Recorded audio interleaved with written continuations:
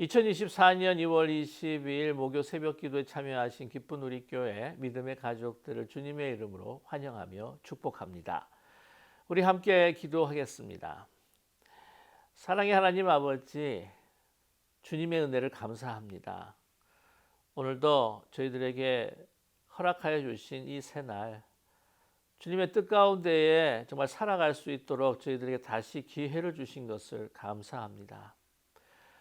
어제 하루를 기억해 보면 정말 우리가 주님 안에서 또 주 앞에서 잘 살아야 할 터인데 너무나 부족하고 미흡했던 것들을 주님 앞에 고백합니다. 그러나 오늘 부활의 새 아침과 같은 이 시간을 저희들에게 주시면서 우리 또 다시 한번 새롭게 시작해 보자 라고 하시는 주의 음성을 듣습니다.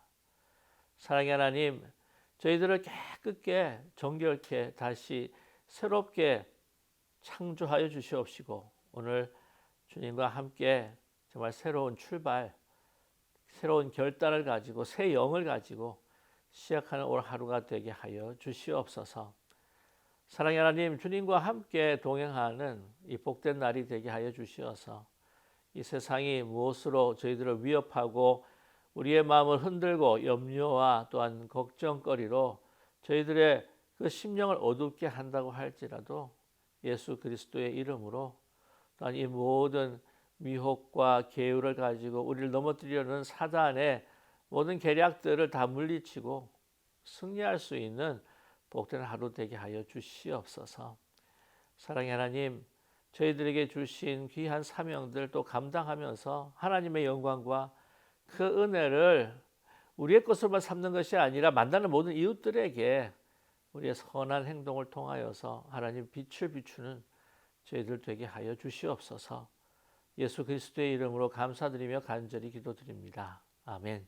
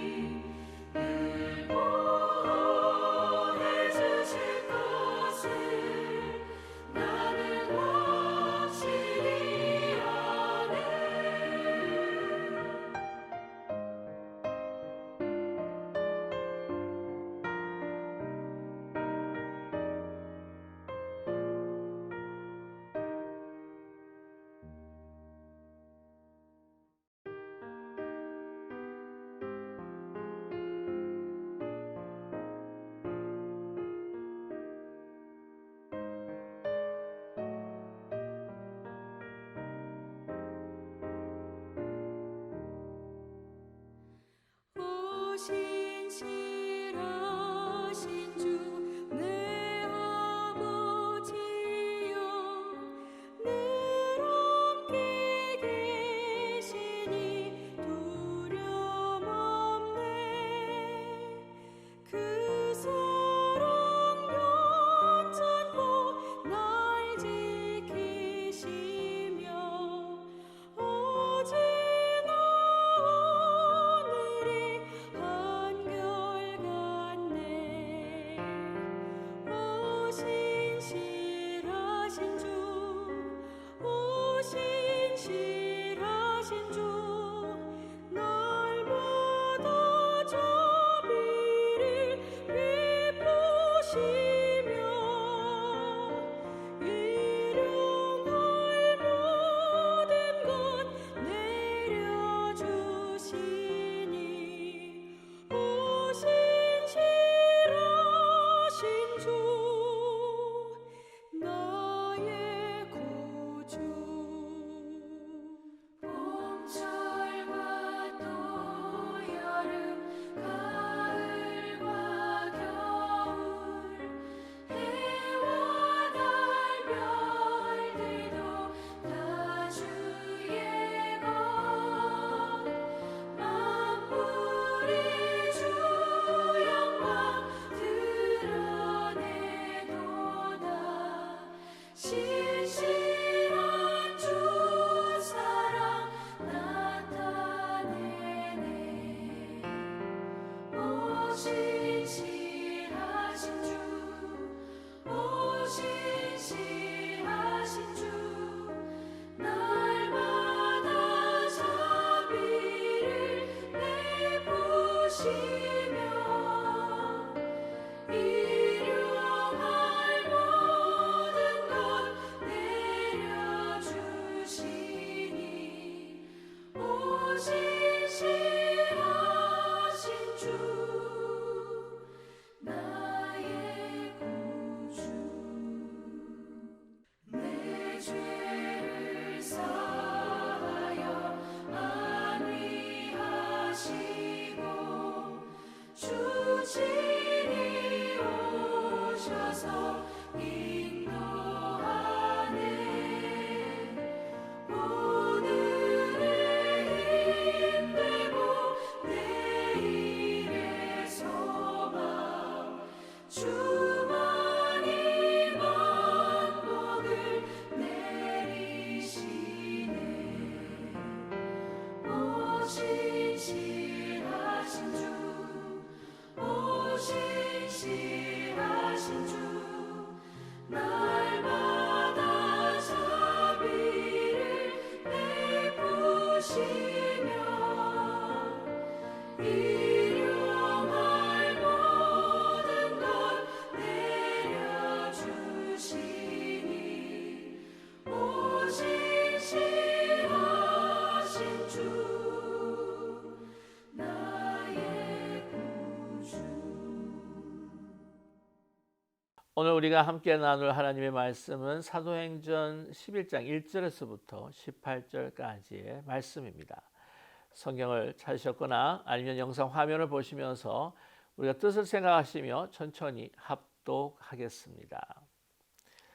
유대에 있는 사도들과 형제들이 이방인들도 하나님의 말씀을 받았다 함을 들었더니 베드로가 예루살렘에 올라갔을 때에 할례자들이 비난하여 이르되 내가 무할례자의 집에 들어가 함께 먹었다 하니 베드로가 그들에게 이 일을 차례로 설명하여 이르되 내가 욥바시에서 기도할 때에 황홀한 중에 환상을 보니 큰 보자기 같은 그릇이 내 귀에 메어 하늘로부터 내려 내 앞에까지 드리워지거늘 이것을 주목하여 보니 땅에 네 발 가진 것과 들짐승 것과 기는 것과 공중에 나는 것들이 보이더라.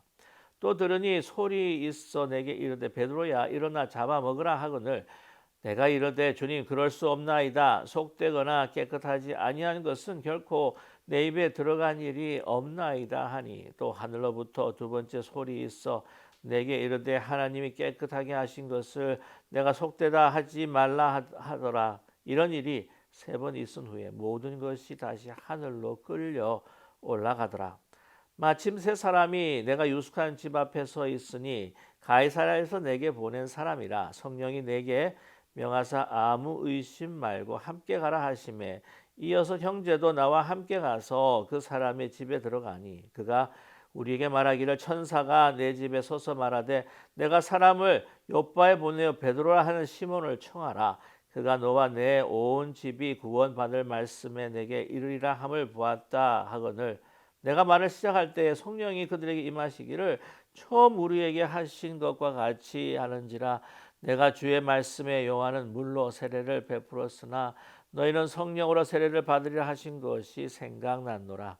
그런즉 하나님이 우리가 주 예수 그리스도를 믿을 때에 주신 것과 같은 선물을 그들에게도 주셨으니 내가 누구이기에 하나님을 능히 맡겠느냐 하더라. 그들이 이 말을 듣고 잠잠하여 하나님께 영광을 돌려 이르되 그러면 하나님께서 이방인에게도 생명 얻는 회개를 주셨도다 하니라. 아멘. 사람의 고정관념은 참 깨기가 힘듭니다. 가지고 있는 습관이나 오래된 그 가치에서 벗어나고 또한 변화된 삶을 살아간다고 하는 것이 사실은 참으로 힘듭니다.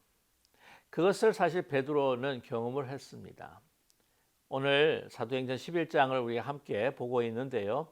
어제 우리가 함께 보았던 사도행전 10장에서의 그 사건, 하나님께서 이 보자길 환상을 통해서 또한 베드로에게 보여주신 내가 깨끗하게 했던 것을 왜 너는 부정하다고 하느냐 먹어라 라고 하시는 그러한 환상을 보여주셨습니다. 그와 함께 연계가 되어서 이제 가이사랴로부터 고넬료의 그러한 사람들이 세 사람이 욥바를 방문하여서 베드로를 초청했던 것이지요. 이 고넬료가 벌써 성령께서 예비해 주신 사람이다라고 하는 것을 방문하고 그들과 함께 지내면서 알게 되었습니다. 선포한 말씀을 통해서 그 고넬료와 그 집안들이 말씀을 믿게 되었고 그리스도를 따르는 사람들이 되었고 또한 세례를 받게 되었던 것이죠. 이제 그 임무를 마치고 베드로는 다시 예루살렘으로 올라가게 됩니다. 그러나 그 베드로의 모든 그 행적들이 이제는 문제가 되었습니다. 특별히 예루살렘에 있는 유대교를 믿는 유대인들이 아니라 이미 그리스도를 따르고 예수님의 제자라고 하는 그 유대 사람들이 이 문제를 가지고 이슈를 만들었다고 하는 것이죠. 오늘 1절 말씀에 보면 유대에 있는 사도들과 형제들이 이방인들도 하나님의 말씀을 받았다 함을 들었다는 것이죠. 그러나 그 중에서 오늘 2절 말씀 보면 베드로가 예루살렘에 올라갔을 때에 할례자들이 비난했다라고 이렇게 말씀하고 있습니다. 베드로가 돌아갔더니 그 가운데 아마 사도가 아닐지라 할지라도 형제들이 아닐지라도 할례자들이 이렇게 비난했다고 했을 때에 이 할례자들은 바로 유대인들이었습니다. 그들은 그리스도를 따르는 유대인들이었죠. 그래서 이 할례자라고 했을 때에 이 할례를 너무나도 소중히 여겼던 그리스도를 믿는 믿음보다도 어쩌면 아직도 이 할례라고 하는 그러한 율법의 그 관습, 율법의 그 도를 따르는 것을 어쩌면 더 소중히 여겼던 사람들을 지칭하는 말일 수도 있습니다. 그들이 비난했다고 하는 것이죠. 여러분 이 비난했다라고 하는 단어가요. 그렇게 좀 캐주얼한 단어는 결코 아닙니다. 굉장히 무거운 단어죠. 한마디만 잘못했다, 책망하듯한 그러한 비난의 말이라고 하는 것입니다. 그 이유가 무엇일까? 3절에서 말씀하는데요. 이르되 내가 무할례자의 집에 들어가서 함께 먹었다는 거죠. 어쩌면 말씀을 전하는 것도 괜찮았다. 또한 그 사람들에게 함께 만나서 이야기를 했던 것도 좋다 하지만 어떻게 식사를 같이 할 수가 있느냐? 무할례자들이랑 이방 사람들과 어떻게 식사를 같이 하면서 그렇게 교제할 수가 있느냐? 율법이 이것을 막고 있는 것이 아니냐라고 이렇게 비난했던 것이죠. 아마 이 식사를 하는 것뿐만이 아니라 그들과 함께 같이 만나서 말씀을 나누고 또 복음을 전하고 하는 그 모든 것 자체가 별로 마음에 그렇게 크게 내키지 않고 탐탁지 않았다고 하는 것을 우리는 짐작할 수가 있습니다. 이 또한 우리가 함께 보게 되면은요, 예수 그리스도께서 가르치셨던 그 중요한 복음의 중심 그 사상과 그 가르침을 사실은 그들은 잊어버리고 있는 것이죠. 이 율법을 넘어서서 이 율법이라고 하는 것, 하나님의 복이라고 하는 것은요, 이스라엘 백성들을 위한, 유다 백성들만을 위한 것이 결코 아니었음을 우리는 너무나 잘 알고 있습니다. 그래도 불구하고 지금 이렇게 편견을 가지고 있는 유대 사람들을 우리가 보게 됩니다. 분명히 하나님께서 아브라함을 선택하시고 이스라엘 선택하셨을 때는요, 아브라함을 통해 모든 민족과 열방의 복이 되겠다, 복의 근원이 되겠다 말씀하셨습니다. 그들로 하여금 이제 모든 이방과 민족이 주님 앞에 돌아오는 바로 축복의 통로로 이스라엘을 선택하셨고 아브라함을 택하셨다라고 분명히 말씀하셨습니다. 그럼에도 불구하고 그들은 선민사상, 그들이 가지고 있는 도덕적인 우월감, 율법을 소지했다고 하는, 율법을 받았다고 하는 언약 백성에 대한 그러한 교만으로 인하여서 다른 이방인들을 하나님의 자녀, 하나님께서 사랑하시고 하나님께서 그들을 구원하시고자 하는 대상이 아니라, 소위 말하면 이제 그들의 창조된 목적은 이 지옥불의 땔감으로 사용되기 위해서 만들어졌다 할 정도로 그렇게 그들과 함께 그들을 상종하지 않았던 유대 사람들이었다고 하는 것이죠. 이 예수님께서 오셔서 또한 제일 가장 큰 관심이 어떤 것이 뭐냐면, 온 인류를 구원하는데 먼저 이 유대 백성들에게 주신 그 하나님의 약속의 그 뜻과 그 근원이 무엇인지를 가르쳐 주시기를 원했었습니다. 그러나 그것을 거부했던 것이죠. 예수님께서 십자가에 죽으시고 다시 태어나서 다시 부활하셔서 승천하신 후에 이제는 모든 민족과 열방에 정말 그 구원의 복음을 전하는 그 구원의 그 소망이 되시는 주가 되셨다고 하는 것을 제자를 통해서 알려주셨고, 그 제자들이 정말 예루살렘뿐만 아니라 유대와 사마리아와 땅끝까지 이르러 그 증인이 되기를 원하셨습니다. 그러나 아직도 오늘 말씀 보면은 그 믿었던 유대 그리스도인들이 아주 편견과 고정관념과 자신이 가지고 있었던 그 옛날의 그 율법에 대한 우월성으로 인하여서 아직도 그 개혁을 이루지 못하고 있음을 우리는 참 안타깝게 볼 수밖에 없습니다. 그 베드로를 그렇게 비난했던 것이죠. 그랬더니 베드로가요, 이때까지 있었던 모든 일들을 다 그들에게 설명합니다. 소위 말씀을 드리자면 선교보고라고 이야기할 수가 있겠죠. 그가 요바에 있었을 때 어떤 환상을 보았느냐 그대로 전하고 있습니다. 3번씩이나 하늘에서 보자기가 드리워졌다. 내 모퉁이에 밧줄을 달아서 쭉 내려오시는데 거기에 여러 가지 생물이 있었다. 오늘 이제 말씀을 보게 되게 되면은요, 이게 그 4발을 가진 것과 들짐승과 기는 것과 공중에 나는 것들인데 이걸 먹을 수 없는 그런 생물들이었음을 우리는 알 수가 있습니다. 이거 어떻게 먹겠습니까? 부정한 것입니다. 내가 한 번도 먹어본 적이 없습니다. 이 그만 음식을 내가 입에도 대보지 않았습니다라고 하나님 앞에 말씀을 드렸는데도 불구하고 왜 하나님께서 깨끗하게 하셨던 것을 네가 왜 속되다고 하느냐라고 하는 그 환상을 보여주셨다고 하는 것을 보고합니다.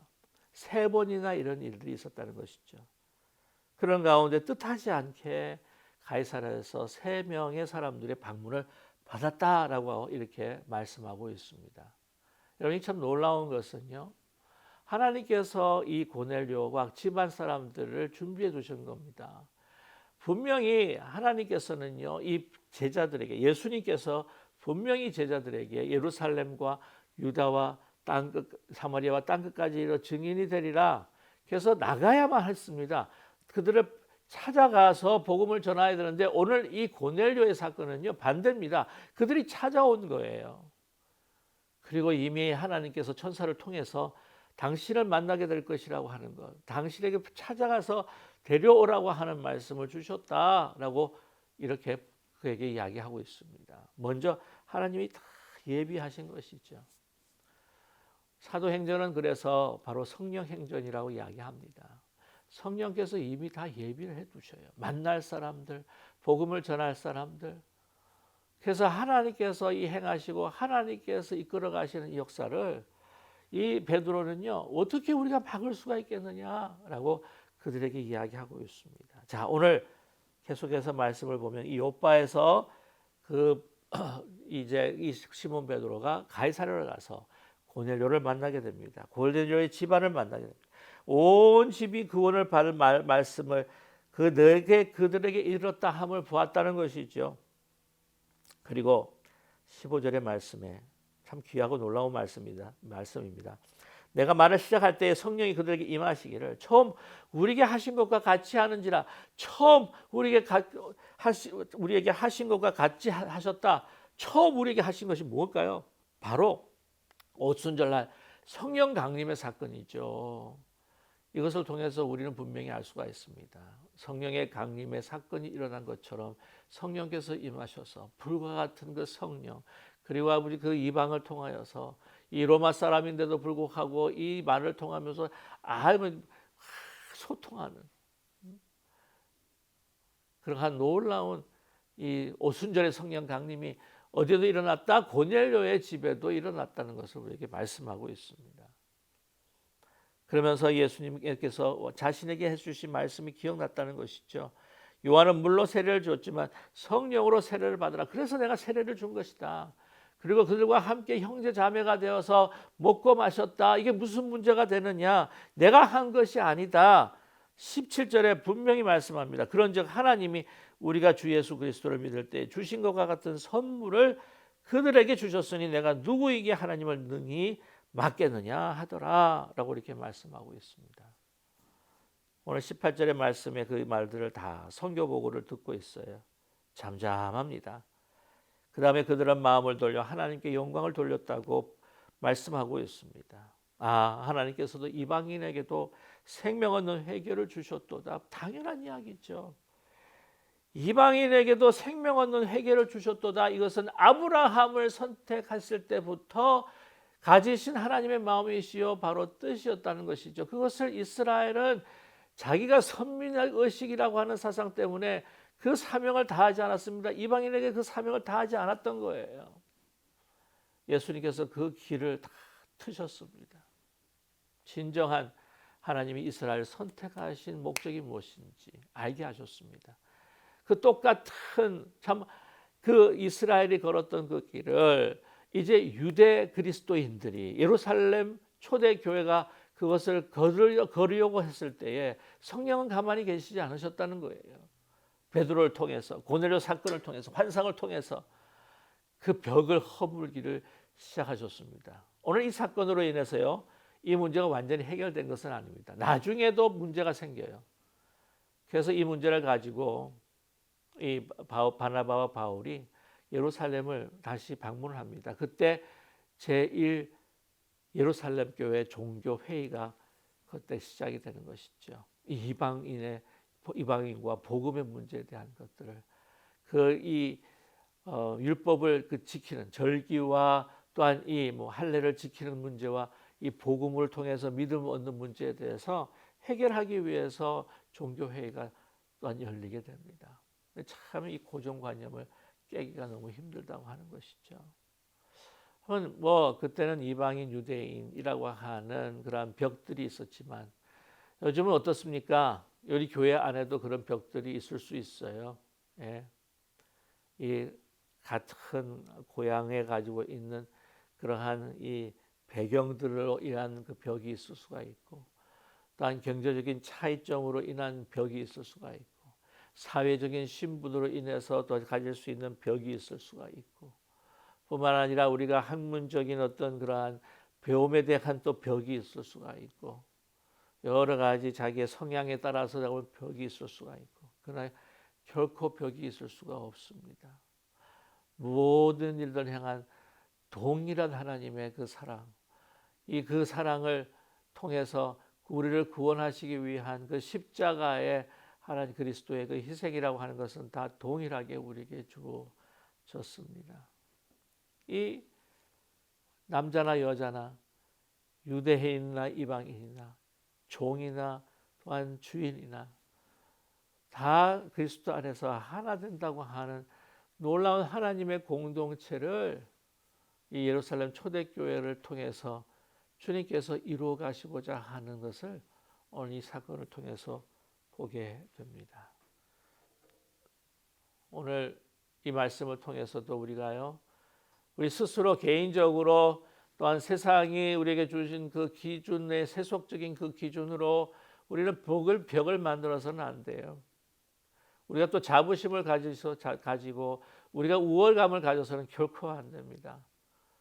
동일한 하나님의 은혜가 다 우리에게 주어졌다고 하는 것들을 우리 여러분 잊지 않고 우리는 하나님의 천국의 시민으로서 동일한 하나님의 자녀로서 정말 우리가 더 깊이 하나 되고 사랑하는 것, 복음 안에서 구원받은 하나님의 자녀로서 그리스도의 공동체를 세워가는 것이 얼마나 중요한 것인지 다시 한번 우리에게 보여주고 있습니다. 특별히 우리 믿는 사람이나 믿지 않는 사람, 특히 믿는 사람은 믿지 않는 사람에 대해서 또 다른 편견이 있을 수가 있어요.